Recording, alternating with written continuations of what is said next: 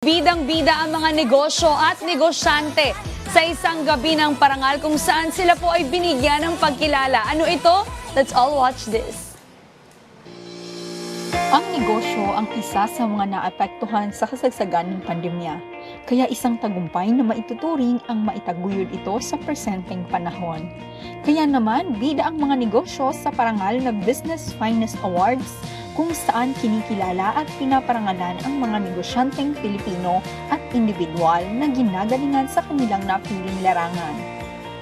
Napipili ang ating mga awardees na pwede nilang i-nominate yung kanilang sarili, pwede nilang i-nominate yung kanilang mga kaibigan, pwede nilang i-nominate kung sino man yung mga gusto nilang i-nominate. Pipiliin sila through our selection committee, awards committee, then sasalain natin sila kung sino yung pinaka-best sa kanilang industry.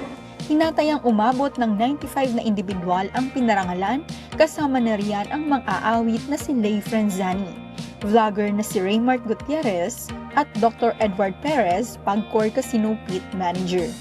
Sa lahat po ng ating mga manonood, especially sa ating mga young artists na mayroong mga talent dyan sa pagkanta, just keep it up lang, show what you got, and be yourself. And of course, if you're very successful already, stay humble.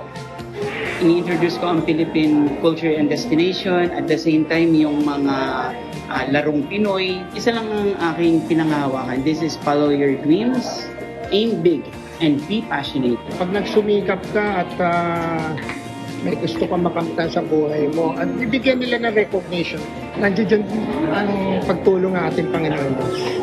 Isa rin sa naparangalan ng gabing iyon ang ating programa na Rise and Shine Pilipinas bilang Morning Show of the Year. Maraming salamat sa ating mga awardees. Congratulations! At sa mga nanonood, mali mo, ikaw na yung susunod na awardee natin.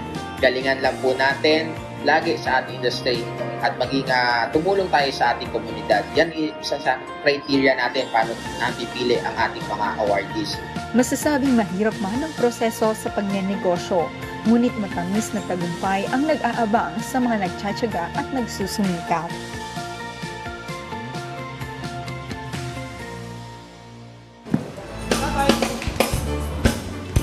Maraming salamat sa parangal na ito.